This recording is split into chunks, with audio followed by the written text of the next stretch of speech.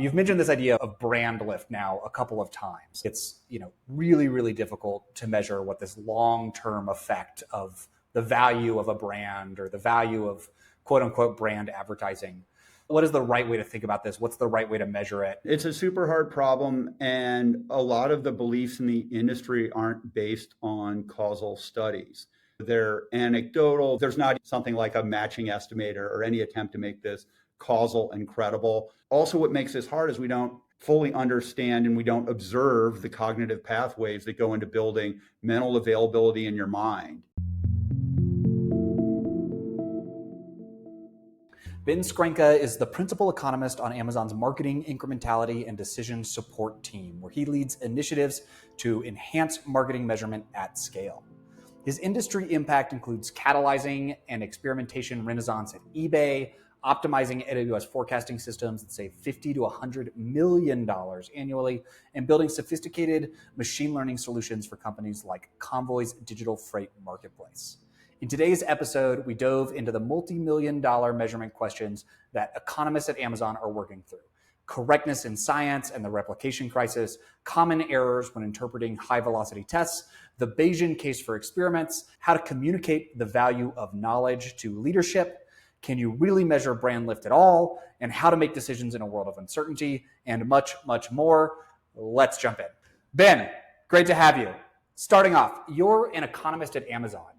What does that mean? Economists are normally like academics. I think about publishing journal articles, but you're working in industry. How do you think about what your job is as an economist working in the private sector? Yeah, Michael, that's a great question. And so for me, it means something different than someone who's just joined Amazon. And this is actually my second time at Amazon. And when I first joined Amazon back in 2012, there actually wasn't an economist job family. And so it was kind of a dire thing. I came out of academia and they dropped me on a floor, and it's like endless seas of Bartleby, the Scrivener with MBAs. And, they come and ask me these questions. I'd be like, that's per se illegal. Like, don't ever send me an email about that. So what I do, and what's so amazing about working at Amazon, is that we use economic methods and theory to try to tackle really hard problems like measuring marketing. And right, that's really easy to say, but as you know, this is a super, super hard problem. And there's so many layers to it, whether it's experimentation or observational. But there are economists in all parts of Amazon, and they've had a huge role in Amazon's success. Everything from, how do we think about labor market stuff, people and compensation and incentives, to forecasting for capacity planning, which is something I did in a past life at Amazon, which is another one of these multi-billion-dollar questions, to pricing and inventory. And a lot of people may also not know this, is that economics and operations research used to be very closely allied fields. So there's a lot of overlap there around optimization with scarcity, thinking about supply chain. And now also we have all these public policy questions, given, I think the polite term is the macroeconomic uncertainty in the policy space that we have to think through. So for me, part of the reason I came back to Amazon is I don't know of any company that really is a better place for an economist to work in industry. We work on problems that are every bit as challenging as academic problems, but they're profoundly relevant. We're trying to solve relevant real world problems. We may not be trying to solve them to the standard of a journal article because we're trying to move quickly and at the speed of business. So like I said, Amazon provides great support for economists. As an entry-level economist, you spend a lot of time probably in the data, building models, running regressions. And as you move up, you project influence at a larger and larger scale across the organization. So today, which was not a typical day, began at 8:30 in the morning with a meeting with SVPs where we were talking about some really ambitious marketing measurement questions. And so I spent a lot of time also with stakeholders. I spent a lot of time mentoring junior scientists to help them be more effective. And on a really fortunate day, I get to spend time with data and models and stuff like that. So it's a wide range of things, which I enjoy. And I'm sure that was a super long answer, but it's really many, many things. And that's part of the excitement. But at the end of the day, we're using economic methods to help people make better decisions using data. That is amazing. and sounds like a dream job for a lot of economists. What is the difference between like an economist and a data scientist? Because like a lot of the things that, some of the things at least that you talked about, building models, running regressions, presenting analyses, like that sounds like what in other companies might be a data science role. Like, how do you think about what distinguishes those different roles, or how do you conceptualize the difference? Yeah, that's a great question. And I've worked as a data science and I've worked as a machine learning engineer at different points between my first time at Amazon and my second point. There's a period where I actually trained data scientists at Galvanize. So the first thing I'll say is I don't think that data scientist is a very good job title because it really doesn't tell you anything about what the person does. Like if you look at someone's job title and they're an economist, you'll know that they have a specific skill set or at least as an economist. And like, if I meet a macroeconomist, I know they're going to have a different set of skills than someone who's a microeconomist. So a data scientist is basically someone who's got serious quantitative skills. They can write some code, they can do some stuff with databases, and they can build scientific models. But exactly what form that is going to take, it's really hard to tell. They could be very focused on deep learning and great at building complex deep learning models and training those systems. They might have come out of physics, or they could have come from statistics and have a very much more of a traditional machine learning view of the world, and they're very focused on predictive problems. So data science is a very, very broad term, and I think we have data scientists on our team, and one of the things that I think I've learned in many years of working in science is the more diverse my team is, the better the decisions we're going to make. We're going to have, more diverse set of skills, more ways to tackle the problem. And that also applies to all that DEI stuff that's out of favor. Like if I just have white males on my team, I'm going to be like Apple and I'm going to build the iPhone. And, I got my first iPhone when I lived in Chicago. I go outside in the winter, it stops working. Right? It was built by people who live in California, right? It never occurred that like, oh, I'm going to go outside. It's going to be below freezing by a lot and my phone's not going to work, which, they should have been able to figure that out. Anyway, so data scientist is a broad term. We have data scientists on our team. They come from different, typically quantitative science backgrounds, and they have some amount of machine learning and deep learning and database. And I like to joke that if you're mediocre at all these things, you're a good data scientist. Unfortunately, that might describe me. But I want to change the topic. So we talked a little bit before this call about things that we're passionate about. And one of the things you mentioned was correctness in science, which is a thing that I got really, really interested in when I was working as an economics consultant. And I had some questions about the paths to the analyses that we were doing and the underlying correctness of those results. And I started, getting really interested in different ways to think about correctness. And that was all happening around the same time as the so-called replication crisis was happening in academia. And I'm curious, given your experience as an academic economist and your work in industry, can you maybe talk a little bit about what is the replication crisis? And then how does that apply to the work, like to practitioners who are, doing economics and doing science in industry?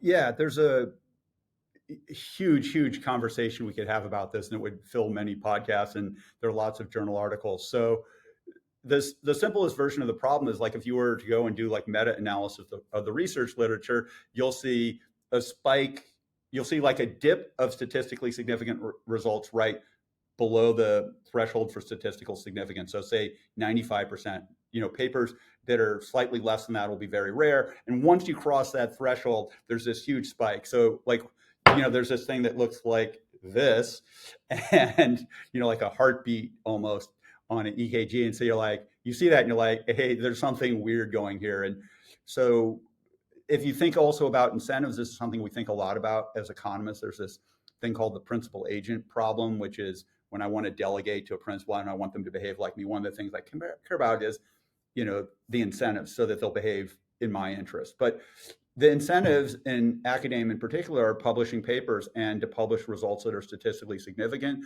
Historically, academia has not put the same weight toward things like tenure that affect researchers on results that are not statistically significant. So if you do a great study and the results aren't statistically significant, then that can be bad for your career. And and so there are all these meta studies that have shown people are gaming the system. There are famous cases where people's results aren't reproducible. They're doing regression fishing. And so it makes it hard to know how to trust and to move science forward. Also, one of the, I think, really interesting things I've learned from running a lot of online experiments, I know with feature experiments, typically only 1 out of 10 to maybe 1 out of 3 ideas will produce an A/B test where you can reject the null hypothesis. So once you know that only like 1 out of 3 to 1 out of 10 times you're going to get a statistically significant result, like if you see people generating lots of statistically significant results, you should be concerned.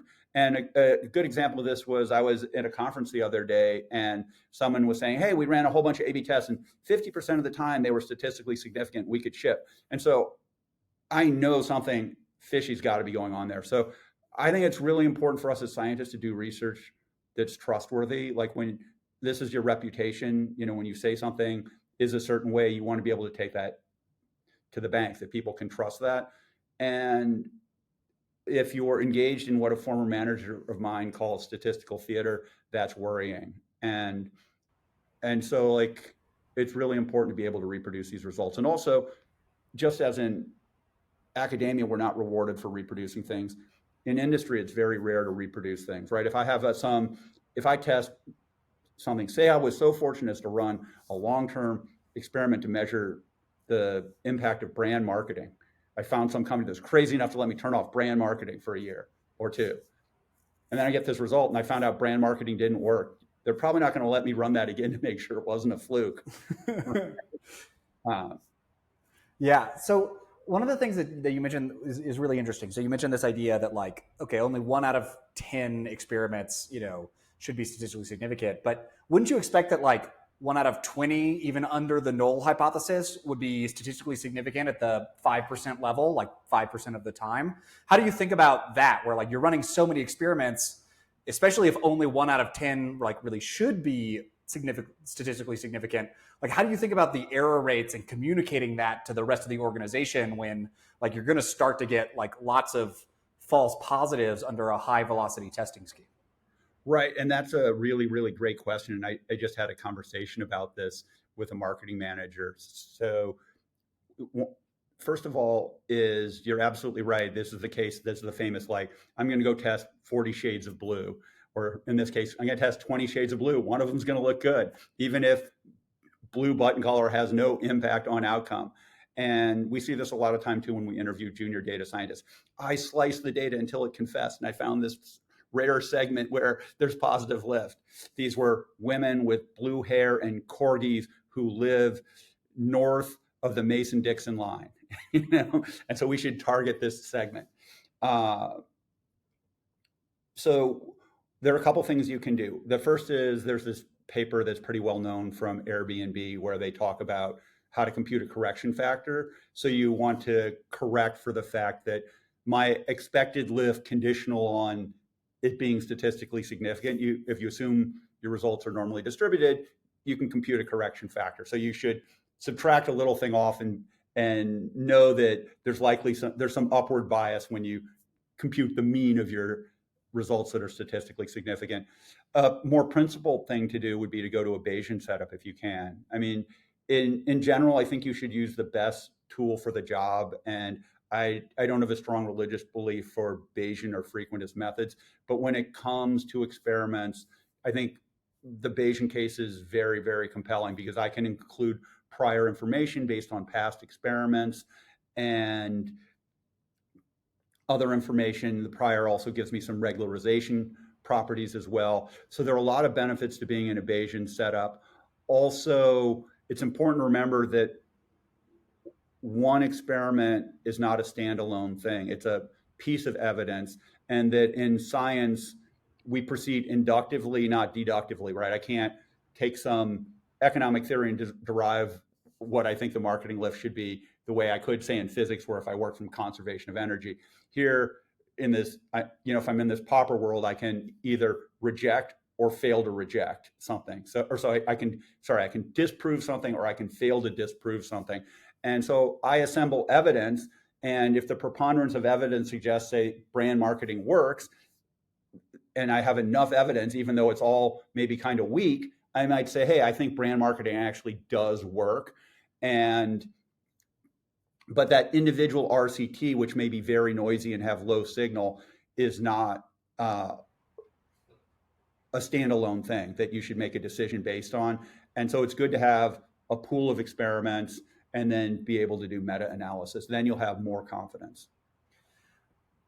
One thing that I've experienced, and I've talked to a lot of organizations that have experienced something like this. So I'm going to sort of tell a little story, and then I'm going to curious to get your reaction to it and potentially your advice. So I've talked to a lot of organizations where marketing teams and product managers, they're running lots of experiments, right? They've all been, trained to run lots of A/B tests, to iterate towards better marketing creative and better products, whatever. And they run these experiments and they get, the results that have a p-value less than 0.05, and they say, okay, look, this creative or this change gave us a lift of 1% in the click-through rate or 2% on some metric. And then, they share out these results to the organization. The organization says, great. They plug that into like the planning forecast spreadsheet, and somehow like the things never come true, right? It seems like, okay, yeah, we got all of these wins in the product and our creative, and if all of these things came true, we should be making $20 million more next year, but they end up not making those $20 million more. I think this is a really common thing that I've seen across a lot of different organizations. I'm curious to get your sort of take on what's going on, like what's the underlying mechanism here, and what should these organizations be doing differently when it comes to running the experiments or interpreting the experiments or using the results? Yeah, I think these are hard questions, and also like you think that these different pieces are not independent as part of it. And so if I treat each thing as independent, I mean, I've seen this a lot with candidates' resumes where, if you add up all the lift from everything they did, it's like 50% of, the company's revenue. And I asked someone about this in an interview once, and he said, oh, it's resume math. Don't worry about it. So like, you shouldn't be doing resume math. But so in this case, it's hard to, one of the things the marketing people would tell you is like, oh, if you're turning off just that one channel, well, it all works together in a holistic way. And I think, part of this is there may be problems with external validity in some of these studies. That's pretty common, or trying to generalize from some, small study to company-wide because they only ran it on a subset, or they only ran it on the US and they didn't run it worldwide. And you have markets at different levels of development. And without knowing more about the exactual operating environment, it's hard to say, but there's typically interactions or spillovers. A good example of this, one thing I really worry about are, I realize it's a little bit of a digression, synthetic control experiments, because everyone at a large company like Amazon, we run lots of synthetic control experiments. We're all using the same algorithm. We probably all have the same treatment and control group for all these experiments. So like someone else is running like fascinating high overlap on your experimental design. And so particularly big companies, there could be interactions that you just don't know about. Well, so one of the things that jumps to my mind, and this is sort of teeing up my next question, is that I think a lot of people who are not trained in like statistics or economics, they have been taught this idea of statistical significance. And my impression is that a lot of what they believe is like, oh, if it's statistically significant, it means it's real. Whatever, that's sort of not very well defined, because I don't think it's very well defined in their own minds. And so I think, they say like, oh, there's a 5% lift and it's statistically significant, and that means the 5% lift is real. And I think that's a problem, I mean, for a lot of reasons, but like one core one is that the statistical significance check under, again, in all of these platforms, right, that they might be using, is really just checking, is it statistically significant different from zero, right? And so a lot of them, what they're doing is they're getting like a p-value of 0.049999 with some lift, and they're like, okay, great, we can lock in the 5% lift. But really what the results of this experiment have shown is that, the lift is compatible with sort of any number between 0.0001 and a 10% lift. And they're not really taking into account that full range of uncertainty and really what the experiment is actually saying. And so I wanted to ask you this question about like p-values, statistical significance, like when should these tools be used especially by like practitioners, marketers, product managers who are running these experiments in practice and industry?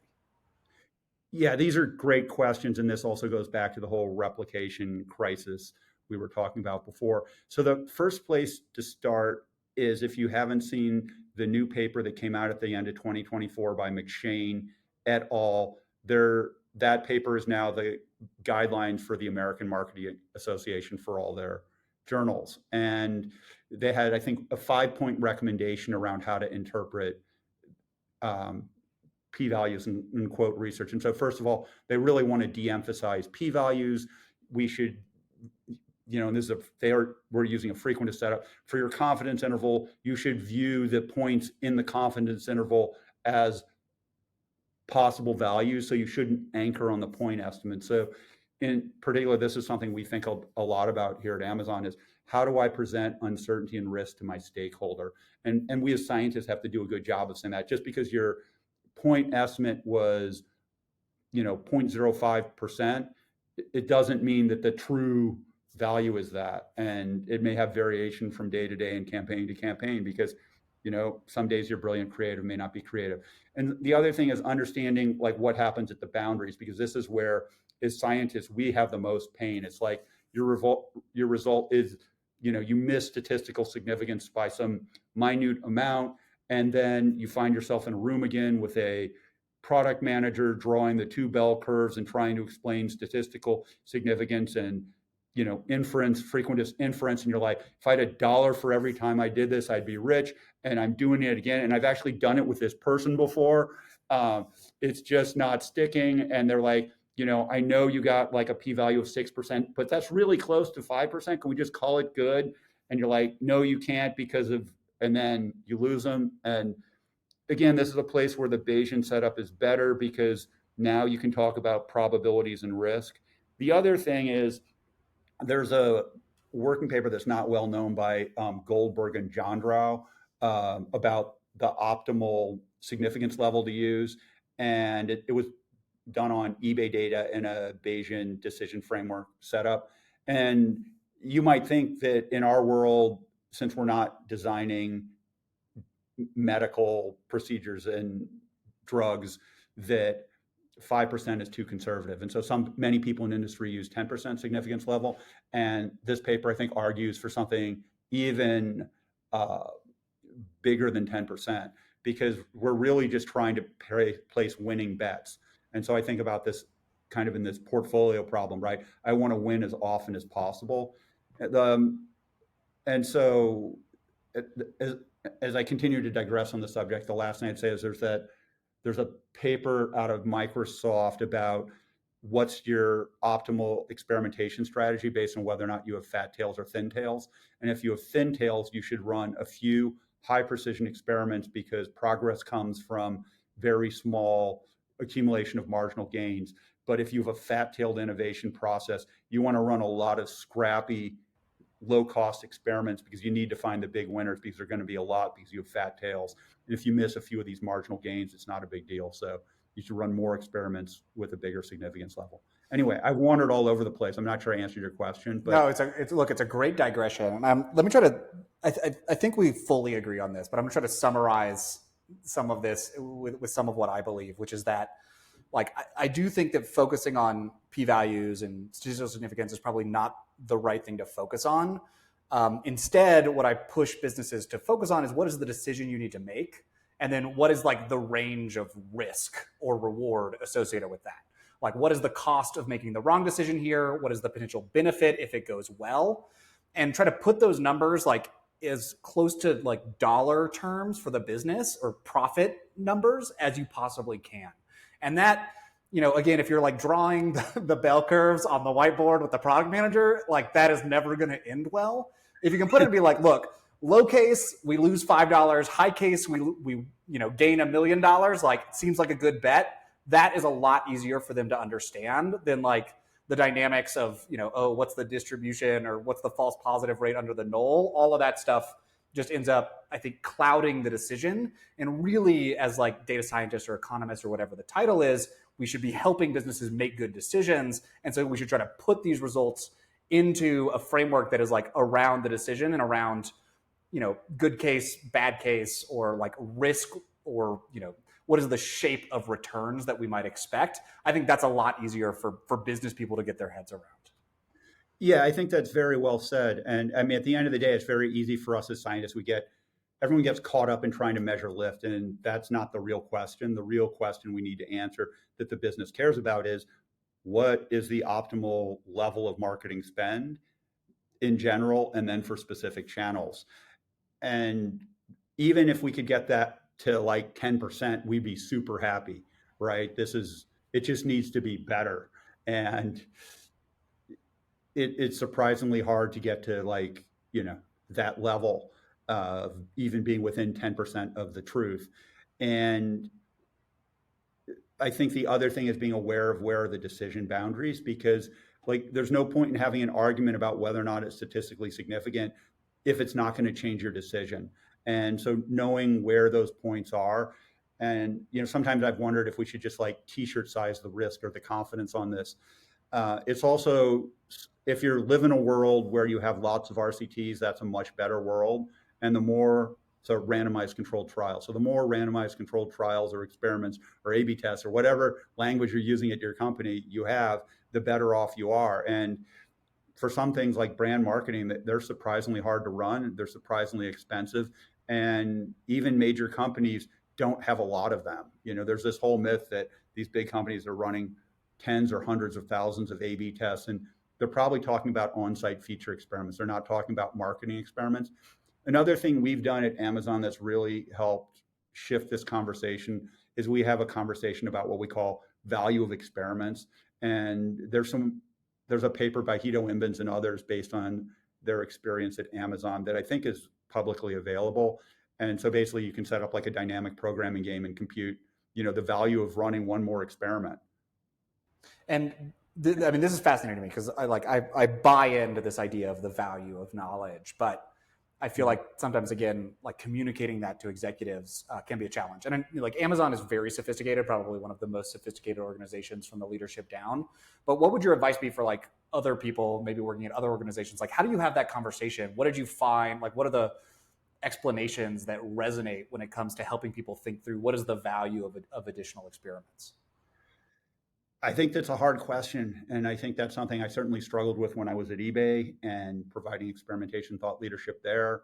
I think that we all struggle with it. It's one of these places where is a great example of where, as scientists, it's very hard to put things into easily explainable language for leaders and executives, and helping them understand that you're probably making the wrong choice today, and you can either continue to misallocate money or you can invest in an experiment.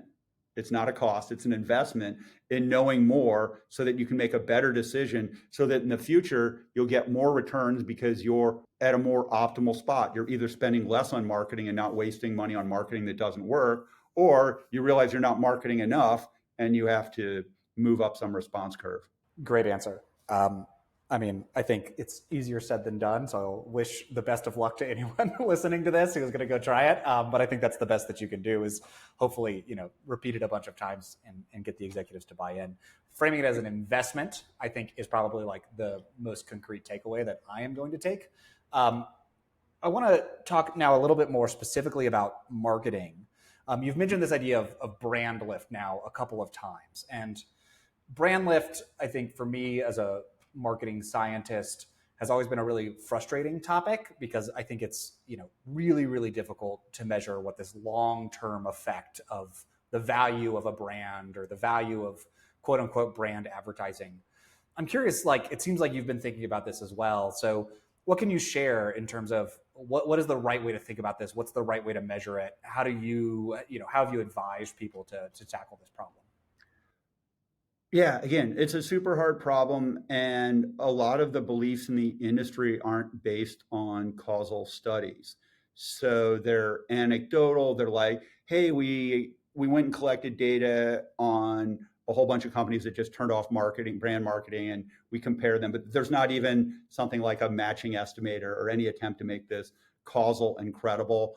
There were these split cable studies that were really popular in the 90s and 2000s, the Hugh Lodish literature that some of my friends would disparagingly refer to as being before the credibility revolution. And so people have a lot of beliefs and spider sense, intuition about this.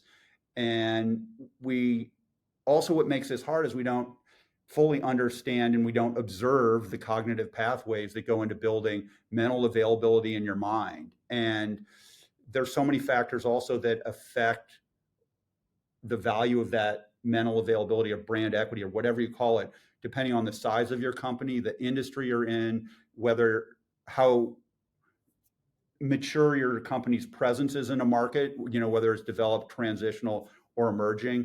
And another part of this that we know is that once you've built enough brand following, customer service is the thing that matters the most. And so, you are a bolt-on if you're measuring marketing to customer service. And so there's probably an interaction as well. There's an interaction with variable marketing. And, there's so many things to unpack. And then most people have some notion of ad stock. So we think that this mental availability will decay over time, or there's some carryover from period to period from what you've been exposed to in the past. And then people make functional form assumptions about response and saturation. So all these things make it super hard to measure. One of the best studies, in the opinion of the folks I work with, is the Shapiro, Hitch, and Tuckman TV paper. And so I think that's a very good reference. If you're looking for a paper to get started, I'd start with that paper. Can you summarize the method and the result there for the listeners? Yeah, so they used a classic econometric approach with a ad stock model, but again, they weren't able to estimate the carryover effect in the ad stock. They just made a reasoned argument that it should be 0.9, and then they ran a econometric model with TV data. And again, the other thing that's really hard too is variation in the data, and that's something we struggle with because, particularly for stuff like TV, the industry is really not set up for us to measure it, and they probably don't want us to measure it. They want us to trust that it works. Google and Meta, maybe they at least go through the theater of letting us think we're measuring it, but they also have challenges. Particularly, there's a lot of literature now around randomization issues, which we could digress into on another show. But so TV is super hard, and it may also not even be targeted at the demographics you care about, but yet we spend on it. And so we struggle with variation. Most of the TV variation is national. It makes it very hard to identify effects in these models. And it also means that you can only say something credibly down to a certain grain, but many of your partners are going to care about stuff below that grain because they want to ask questions like, how do I optimize for this business unit in this channel, in this country on the week of Thanksgiving or Christmas or Ramadan? So we're in a world of uncertainty, and there are a bunch of reasonable questions that marketers would like to know the answer to, and I would as a scientist would love to know the answer to, but that we practically can't answer, and most businesses won't even be able to approach answering. So what do you do in that situation? How do you make decisions? How do you think about is this a thing that we should be thinking about? Should we invest in TV or not? What's your advice to these companies that are working and with a real lack of certainty around the importance or the return on investment of these different marketing approaches? Yeah, that's a great question, and your chair is certainly easier to sit in than mine. So one of the things I did is I educated my executives to this lovely notion from the Mostly Harmless Econometrics books of FOOC and FAC. So a question can be either a FOOC or a FAC. A FOOC is a fundamentally unanswerable question, and a FAC is a fundamentally answerable question. And so something could be a FOOC for several reasons. One, you can't get the data. And so even if you had ideal data, you couldn't answer this question. It could be a FOOC because it's unethical. I have old nuclear weapons from the 60s. I'd like to know if they still work. That might be useful for deterrent, but I can't go set them off. That's bad.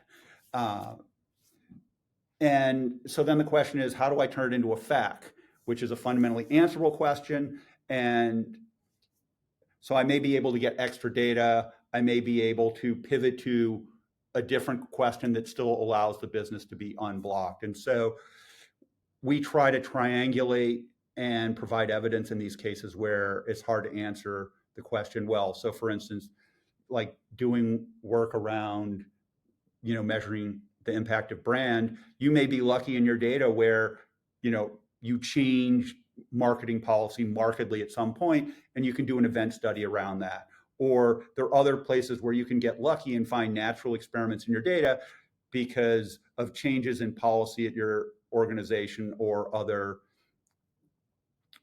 things that let you find variation that's hopefully close to random. So I'd love to say more, but I'm not sure when like the legal people are going to get upset with me here. Totally reasonable. I mean, one of the things that I tell people is that, look, there's a lot of facts or fooks. There's a lot of fooks. There's a lot of fundamentally unanswerable questions. But as business people, we have to make decisions anyway. And like, there's a lot of things, about like I run marketing for my company, and like we place a lot of bets that are not based on data. They are based on strategy and like long term, where do we want this company to go, and what is the representation that we want to have in the market. And we're like not going to be able to get a clean read on the ROI of this podcast, but yet we're here doing it anyway. And I think that there's a lot of context in which you have to sort of just make bets without data. You have to think about what is answerable and what isn't, and then make a decision anyway. And it's totally reasonable at some points to make decisions based on strategy. I think a lot of people have gotten caught up in this cult of data analytics and be like, we have to be data driven, and so we have to have data for every decision that we're going to make as a business. And I just don't think that that's right. Again, sometimes people think that it's crazy coming from me. I'm a data scientist. I've been working in data my whole career. But like, I truly believe that not every decision can be made with data. And really the best organizations are sort of wise and thoughtful in terms of thinking about, okay, what decisions need to be made without data, and where does data actually make sense to apply to this particular decision? Yeah, I think that's really wise, and it's important to include appropriate disclaimer on the data science tin, right? And again, we're in this business of trying to place winning bets in this like casino in Monte Carlo, and we're doing what we can to stack the deck in our favor. And the last thing I'll say is there's a method for thinking about these huge investments under uncertainty that are particularly long-term, called scenario planning.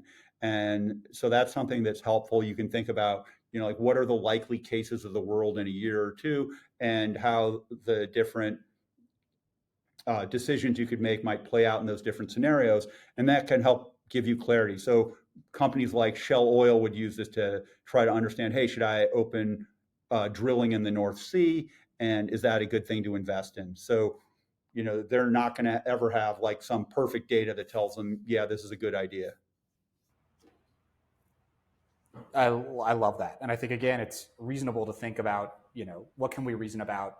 And the other thing that I recommend people do is like, can you rule out, states of the world? Maybe you can't get a precise ROI on something, but maybe you can rule in like, hey, this is good enough to keep doing, or this is so bad that it's not worth doing any more of. And maybe that's enough to like make a decision and take the next step, and, hope that you get more data later or have other opportunities open up to you.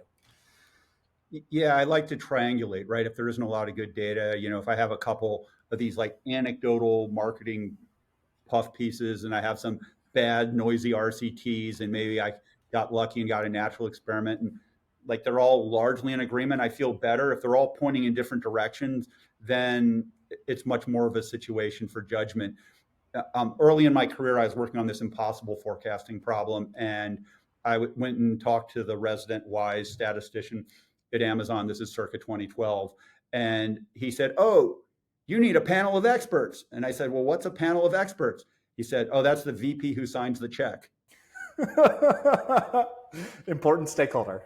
Right. And so one of the things I also really caution young data scientists is like, if you're in these situations where you have to make these impossible decisions, you need to make sure that the leaders also have skin in the game, so that you're not being used as a scapegoat if the decision doesn't pan out. You want to make sure you're protected against that. Ben, I think super wise. I guess last question for you is, What are the common mistakes or misconceptions that you see in marketing science that drive you crazy, or that you think listeners should be aware of and should be thinking about as they're taking these techniques to their own organizations? So I think the number one mistake, and this is really well said by a friend of mine, which is you should spend to learn and you need to run RCTs to measure. And like really it's those two things. It's like I'm sure most of your listeners have the same problem I have, which is you deal with people who support RCTs in theory, but not when you want to do something really important to understand fundamental aspects of whether or not your marketing works. And also, if you get a result they don't like, that they're willing to trust the science. Like imagine I ran an amazing RCT with like high power, clean signal, got a great read, and it showed that brand marketing did absolutely nothing. Would I be able to turn off brand marketing? Probably not. And how many of those experiments would I have to run? Or if I run a bunch of experiments that are noisy, but there's like not statistically significant, how many of these do I have to run before someone will agree that, hey, there's no lift here? Yep. I think your first point on that about spin to learn, I think is actually probably the most important one.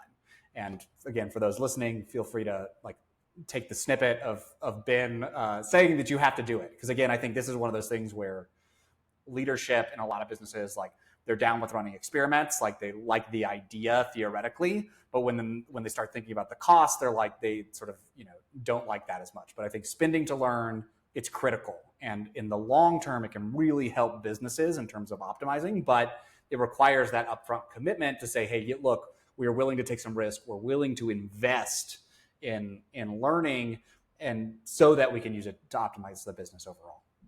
Yeah, and since we were adjacent to marketing, we should say you should invest to learn.